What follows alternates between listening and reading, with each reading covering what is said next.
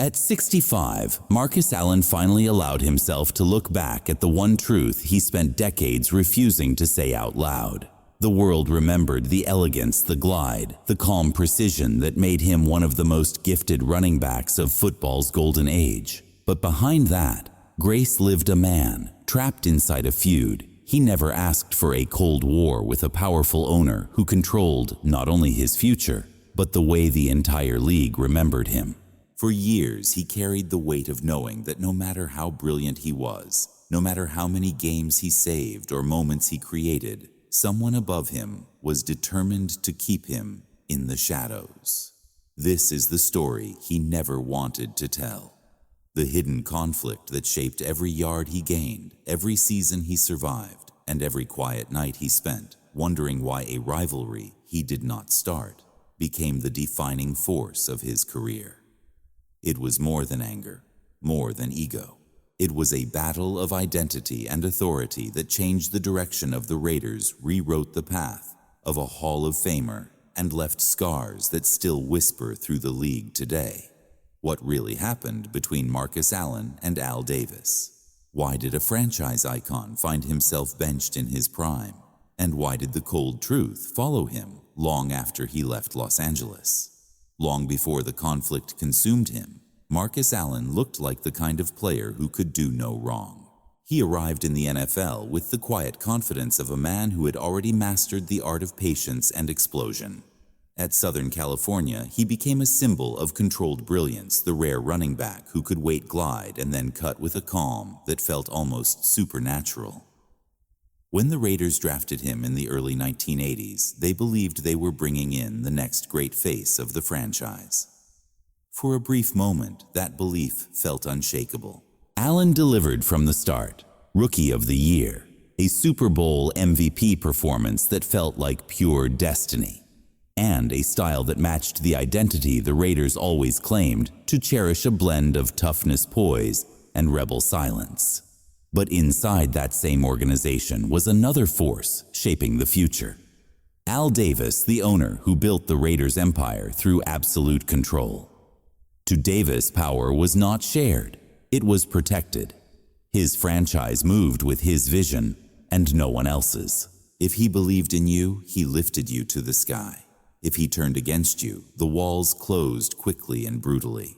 The tension between these two men did not begin with anger. It began with misunderstanding. Allen believed in earning his place through performance. Davis believed in loyalty defined on his terms. The moment those two definitions collided, the temperature inside the building changed. As the team moved through the mid-1980s, Allen's injuries, contract negotiations, and rising star power created a storm that neither side was willing to admit. The Raiders still needed him. The fans adored him.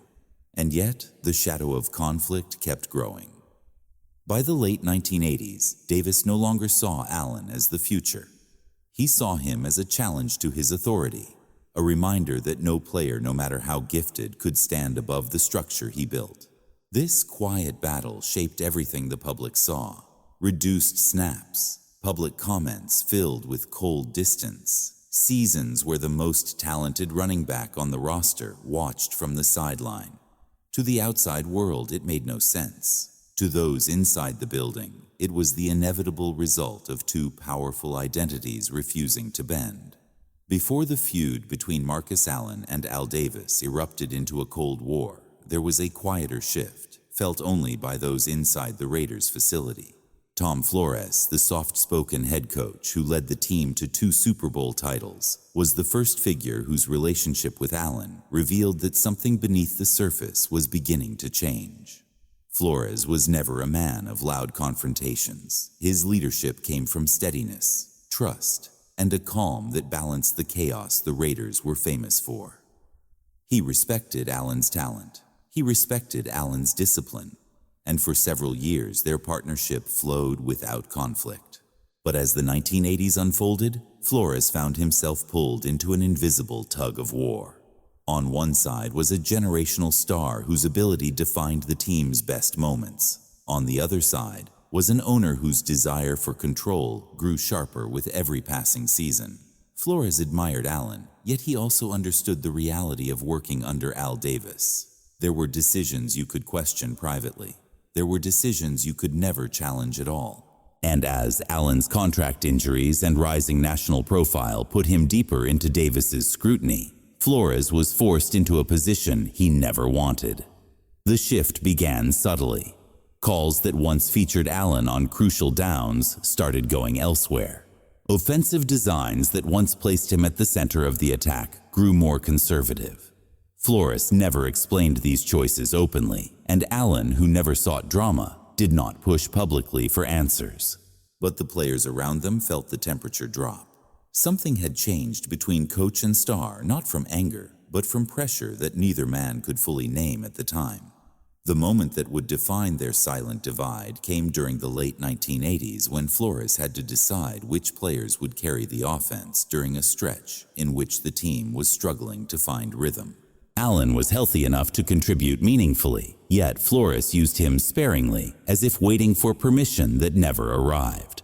The locker room noticed. Fans noticed. And Allen, who always valued clarity, quietly understood what it meant. His coach still respected him. His coach still believed in him. But his coach no longer controlled his destiny. One game in particular crystallized the tension. As the offense sputtered and the defense wore down, Flores kept Allen sidelined in key moments. Broadcasters questioned the move. Teammates exchanged looks of disbelief, and Allen sat still, helmet on his knee, knowing that a choice had been made somewhere above Flores's headset. It was the moment the Raiders' world realized that something was pushing the coach's hand. The conflict was no longer about football. It was about authority. The cold truth is that Tom Flores became the first signal that Marcus Allen's future in silver and black was already slipping away.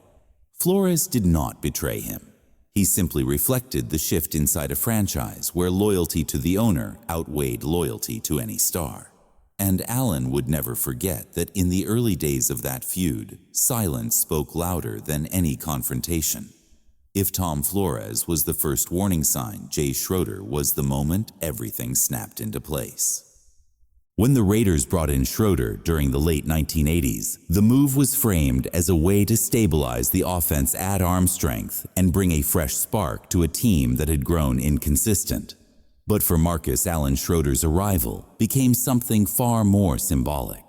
It marked the point where he truly understood that the organization was shifting away from him, that his presence was no longer the cornerstone, but an inconvenience to a new vision being constructed without him. Schroeder was not the villain in the traditional sense. He was confident, tough, and unafraid to take risks. He fit the Raiders' image swagger with steel in his jaw. Players respected him for his competitiveness and strong arm, but they also saw a new hierarchy forming. The offense was reshaped around Schroeder, and Allen felt the pulse of the team changing not through conflict, but through a quiet reordering of priorities. The plays that once flowed naturally through Allen's rhythm began leaning toward Schroeder's vertical game. The chemistry the team expected never fully materialized, and the contrast between what the Raiders had been and what they were becoming grew sharper each week. The tension reached a defining moment in a nationally televised game that put the team's internal divisions on full display. The Raiders were struggling. The offensive line was breaking down. Schroeder, feeling the pressure, forced throws into coverage, leading to turnovers that drained the stadium's energy. And all the while, Marcus Allen stood on the sideline, barely used, watching drives collapse that he knew he could salvage. Commentators questioned the coaching decisions. Teammates whispered in frustration. Allen's presence, once the stabilizing force of the offense, had become the elephant in the room that no one dared mention. During one critical sequence with the Raiders needing a spark, the fans began chanting Allen's name. It was loud, raw, and unmistakable. On the sideline, Schroeder avoided eye contact. Flores kept his headset pressed tightly, and Allen remained still, the calmest person in the stadium. He understood exactly what the moment represented. It was no longer about football decisions. It was about the message the organization wanted to send. He was being phased out, even when the team desperately needed the player he still was. Yet, the most symbolic moment of their strained coexistence came not from a mistake, but from a success. After a long pass from Schroeder set up a scoring opportunity, the offense lined up near the goal line. It was the perfect situation for Allen, whose vision and patience made him nearly automatic in short yardage. Instead, the play went elsewhere, a failed attempt that left the stadium groaning. Allen jogged off the field slowly, understanding that competence was no longer enough to earn trust. The cold truth is that Jay Schroeder never intended to become part of Marcus Allen's battle. But his rise, his role, and his position in the hierarchy made him the symbol of a franchise choosing a new direction, even when that direction worked against its own success. For Allen, Schroeder represented what it felt like to be replaced while still capable of greatness. It was not personal, it was structural. And the structure was turning against him fast. If Jay Schroeder's rise exposed the new hierarchy on the field, the quiet machinery behind the scenes delivered a far more devastating blow. Every franchise has gatekeepers, the voices that whisper into ownership's ear, the strategists who shape decisions that never appear in press conferences. For Marcus Allen, the front office architect who emerged during the late 1980s, became the invisible force that tightened the grip of the conflict. He was not a coach, not a player, and not a man whose name fans carried on signs. But he wielded influence in the only direction that mattered, upward, directly toward Al Davis. This executive had a talent for organizational alignment. His job was to streamline the operation, reinforce the owner's vision, and ensure that every department moved in the same direction. He saw Davis not just as a leader, but as a doctrine, a philosophy that must remain unchallenged. And within that doctrine, Marcus Allen's growing independence, national profile, and desire for clarity represented a risk. Allen wanted transparency. Allen wanted a role defined by merit. Allen wanted communication. And in an environment where challenging the hierarchy openly or subtly was seen as disloyalty, those qualities became liabilities. The first shift came in personnel meetings. Reports began circulating that Allen was declining even when his on-field performances contradicted them. Notes emphasized durability, concerns long-term value doubts, and the importance of preparing for the future without leaning too heavily on a fading star. None of this reflected reality. But in a building where perception carried more weight than truth, these narratives stuck. Coaches who valued Allen felt pressured. Scouts who admired him stayed quiet. And the architect of that message kept shaping the story until it became internal fact. The defining moment of his unseen influence came during an off-season strategy session. Several coaches argued that Allen should return as the focal point of the offense. They pointed to his vision, his leadership, his experience, and his ability to elevate teammates. Then came the executive's counter-argument crafted with clinical precision. He insisted the team needed a new identity, a new direction, one that emphasized youth explosiveness and alignment with the vertical game the organization wanted to build. He spoke as though he were protecting the franchise from stagnation. In truth, he was reinforcing a narrative designed to move Allen further from relevance. The moment that crystallized the shift happened when the front office leaked selective information to the media. Stories appeared questioning Allen's attitude, suggesting that he was difficult, distant, or uncommitted. These whispers ignited conversations on talk radio, leading fans to wonder whether the star they admired was creating friction. Allen, who had always carried himself with professionalism and restraint, was stunned. He rarely spoke publicly, so the silence made it easy for others to fill the void with whatever story best served their strategy. The cold truth is that the front office architect did not attack Marcus Allen with hostility. He attacked him with alignment. Every subtle message, every internal report, every strategic recommendation pointed toward a single conclusion. Allen was no longer the future the organization wanted to build. And as long as that executive remained close to Davis, the conflict would not soften, no matter how well Allen played. For Allen, it was the moment he realized the fight was no longer about football. It was about perception politics and an internal narrative he no longer had the power to influence. The war had moved off the field into boardrooms and meeting rooms he could not enter. And from that point on, the walls around him only grew tighter. If the front office architect shaped the narrative, the owner's enforcer ensured it became reality. Every powerful organization has someone who translates the owner's wishes into action. Someone who does not question authority. Someone who makes difficult decisions look procedural rather than personal. In the Raiders dynasty, this figure operated in the shadows, rarely speaking to the media, rarely stepping into public view, yet holding enough operational authority to turn Al Davis's perceptions into day-to-day consequences. For Marcus Allen, this man became the embodiment of the conflict he could not escape. The enforcer was meticulous. He understood the mechanics of roster management, salary structures, and internal policy better than almost anyone in the building. His loyalty to Davis was absolute, grounded not in fear but in reverence. To him, Davis was the mind that built the franchise, the architect of a culture no one else could replicate. And protecting that vision meant eliminating anything that threatened its cohesion. As Allen's relationship with Davis cooled, the enforcer's role grew more prominent. He did not create tension between owner and star. He simply amplified it with precision. His influence began with practice rotations.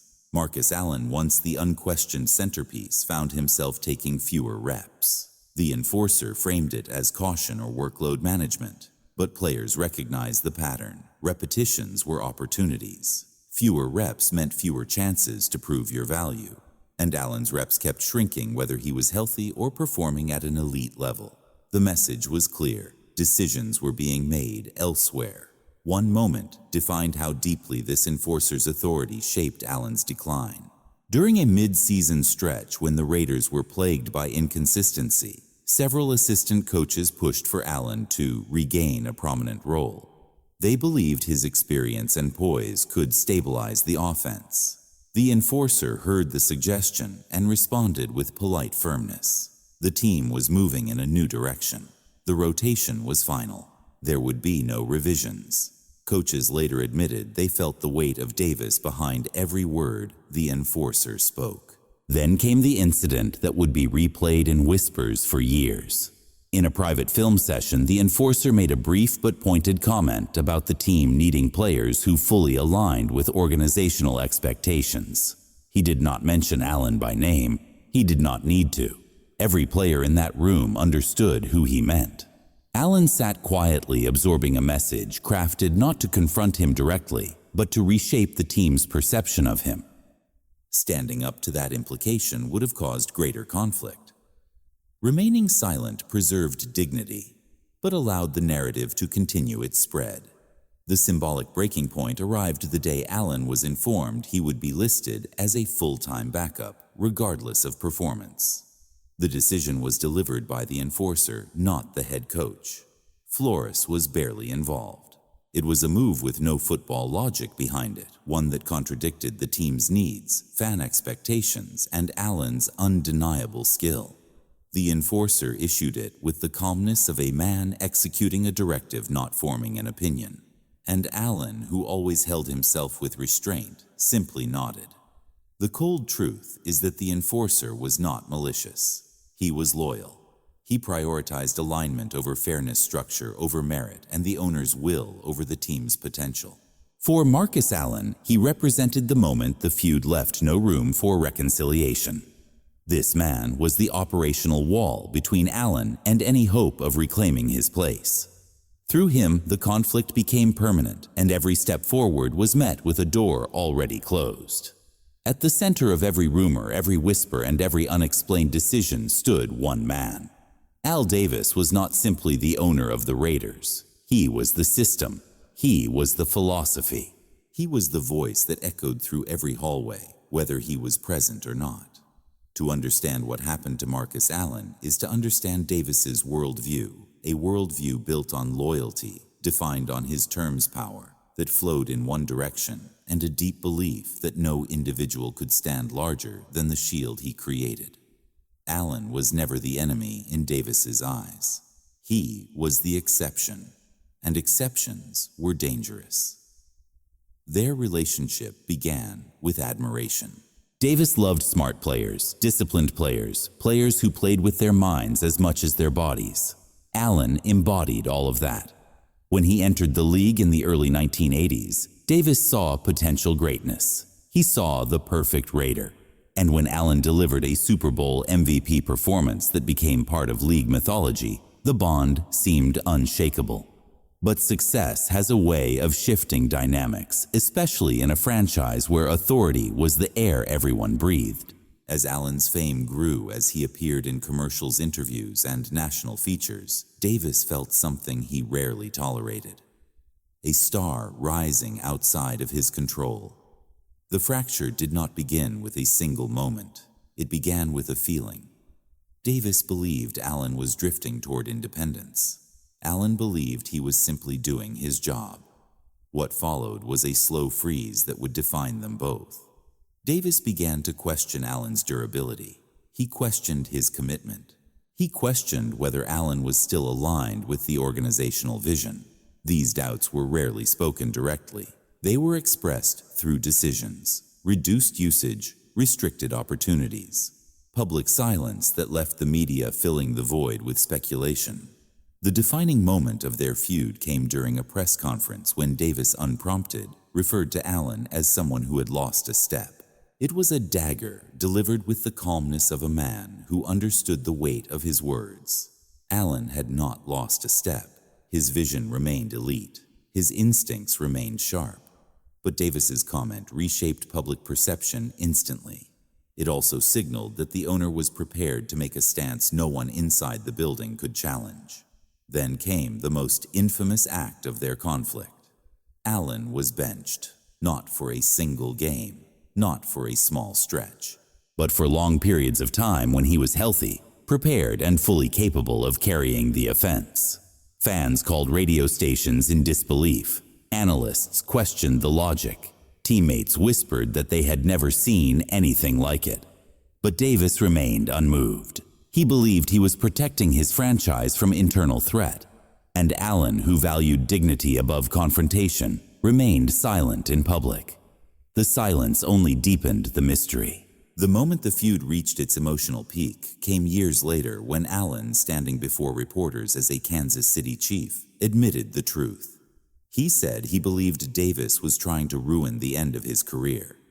It was a rare break in his composure, a moment of honesty that illuminated the weight he had carried for so long. It was not hatred, it was heartbreak. Because beneath the conflict was a man who once admired Davis deeply. The cold truth is that Al Davis shaped Marcus Allen's story as much as any game, any season, or any achievement. Davis believed he was preserving the identity of the franchise. Allen believed he was being punished for something he never fully understood. And between those two beliefs, a feud was born that would define not only the end of Allen's Raiders career, but the way the league remembers them both. In every great rivalry, there is an unintended witness, someone who stands close enough to feel the tension, yet far enough to avoid becoming part of it. For Marcus Allen, that figure was Bo Jackson. He arrived in Los Angeles with the thunder of a cultural phenomenon, a two-sport force whose presence alone shifted the gravity inside any room he walked into. Fans loved him instantly. Coaches marveled at the raw power and acceleration. And the organization saw in him something they no longer wanted to see in Allen: a future without the complications of history. Jackson and Allen never clashed. There was no jealousy, no public tension, no cold distance. In fact, their skill sets blended beautifully when the Raiders allowed both to contribute. But Jackson's rise became the perfect justification for decisions already fueled by the feud with Al Davis. Instead of choosing between two Hall of Fame talents, the franchise framed Jackson as the evolution of the offense. Allen knew better.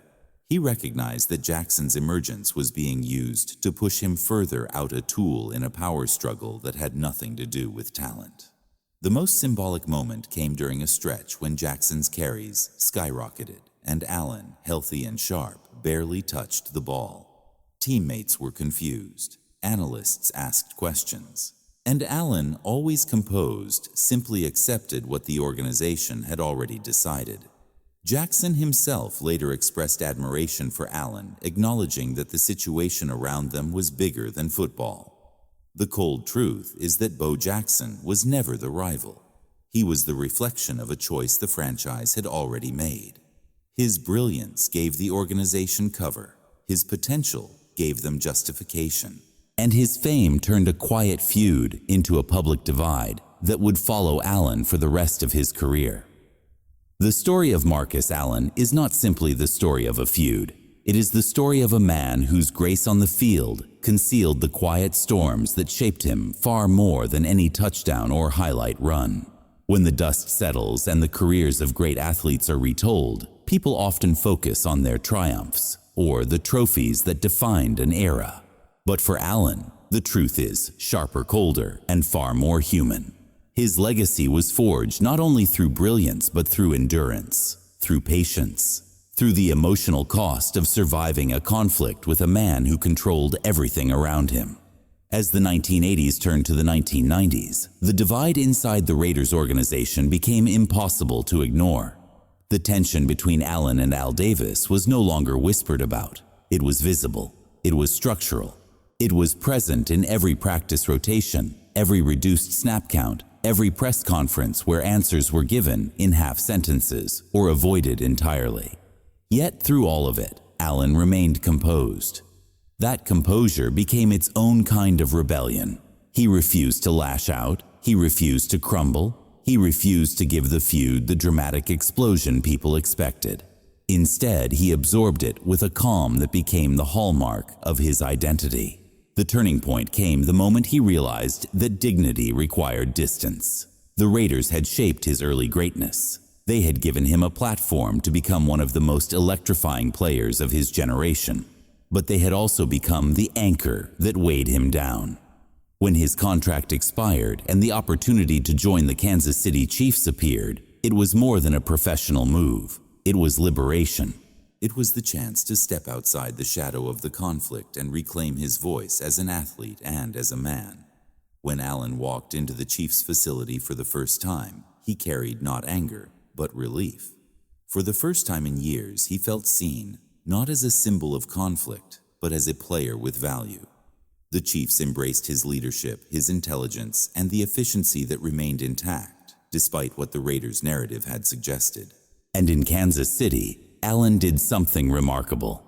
He proved he was not only still great, he proved the years of diminished opportunity had never erased the qualities that made him elite. One moment defined his rebirth.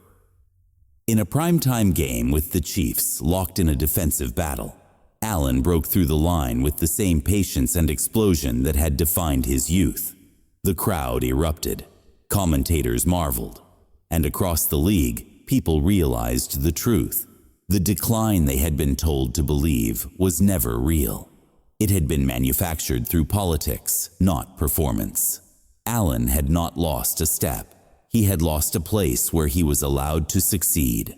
That run became more than a highlight. It became a verdict. It proved that the years of conflict had not erased his greatness. It proved that his silence had been strength, not submission.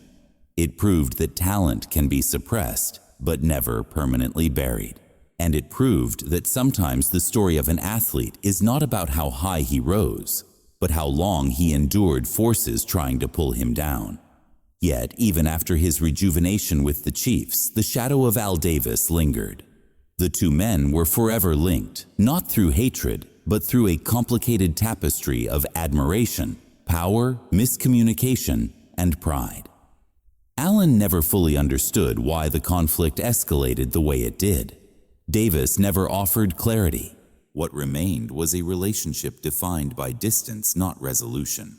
And time, instead of healing the divide, preserved it. When Marcus Allen eventually entered the Hall of Fame, the moment felt both triumphant and bittersweet. He thanked his family, he thanked his teammates. He thanked the organizations that supported him. But beneath the surface was the unspoken truth that everyone understood. He had become a Hall of Famer, not because the road was smooth, but because he walked through fire and emerged with his identity intact. His legacy was not built in spite of the feud, it was shaped by it. The cold truth is that Marcus Allen's story is one of the most profound lessons in football history. It shows how power can reshape careers, how silence can become a shield, how grace under pressure can create a legacy more enduring than statistics, and how even the greatest players can find themselves fighting battles no one sees.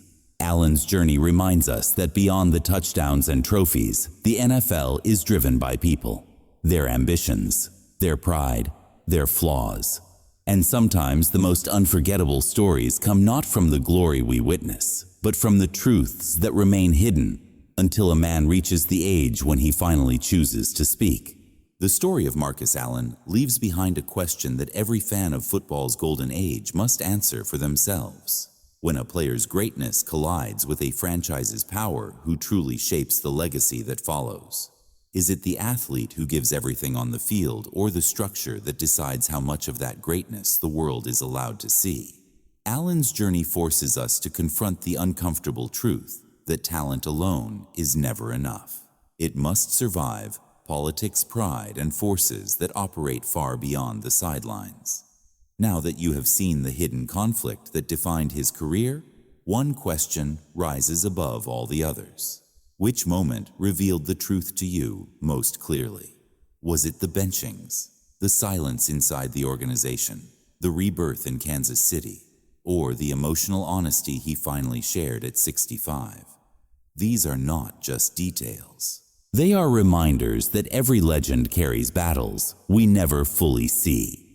Battles that shape the path long before the applause or the recognition. If this journey into the hidden truths of Marcus Allen gave you a new perspective on how the NFL's greatest stories are shaped, then there are countless more waiting to be uncovered. This era was filled with legends whose public glory hid private struggles, feuds, betrayals, and untold moments that defined the league as much as any championship. If you want more stories that peel back the curtain on the men who built football's most unforgettable decades, make sure you subscribe to NFL Hidden Truths. Join us as we explore the rivalries, secrets, and defining moments that shaped the legends of the 1960s through the 1990s. The next story is already waiting.